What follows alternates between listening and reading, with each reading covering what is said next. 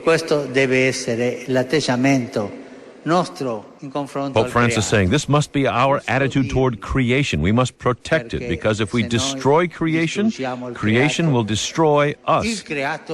Let's not forget that, says the Pope. 5 Republican candidates for the presidency, those running for the Republican nomination, are Catholic. Here's one of them, Rick Santorum, on the Dom Giordano show. This was a little earlier, suggesting that the Pope should stay away from the climate change issue. The Church has gotten it wrong a few times on science, and I think that we probably are better off leaving science to the scientists and focusing on what we do, what we're really good at, which is theology and morality. But it does make you wonder, with an approval rating, Pope Francis' approval rating of 90% in the United States, you got to wonder if this is a wise strategy for some of these politicians. Michael O'Loughlin in Rome with Crux, the Catholic news site there from the Boston Globe. May the way people treat the earth not be guided by greed, manipulation, and exploitation, but rather may it preserve the divine harmony between creatures and creation, also in the service of future generations. Charleston, South Carolina. Anthony, you're on the air. Thank you. I heard you play the clip from Rick Santorum. I'm kind of going to echo a little bit of what he said. I have 2 quick points. The first one is that the Pope is a religious figure, not a scientist. If he was a scientist, he would know that absolutely every single one of the predictions of climate change scientists have failed. There's absolutely no empirical evidence of climate change whatsoever.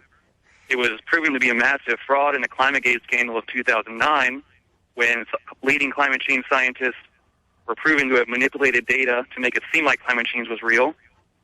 Anthony, I'm going to have to disagree with you on just about every one of those assertions, but what about the Pope himself? If he sees this as a moral issue, is it his role to step up and speak?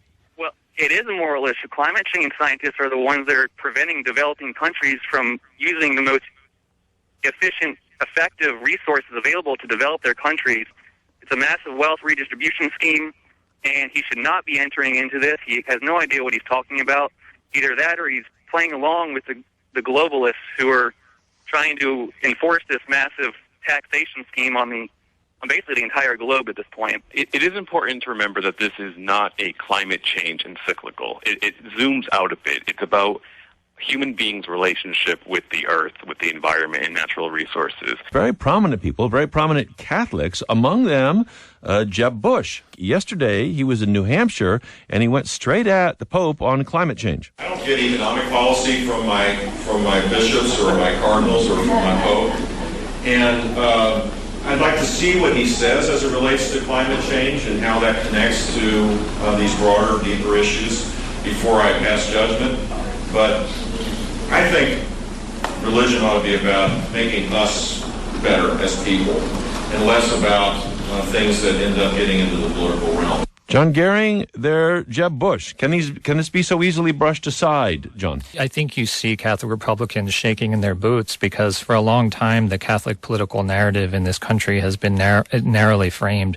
And look, I think you see a rising number of bishops in this country who have been empowered by Pope Francis to have a more expansive pro-life conversation.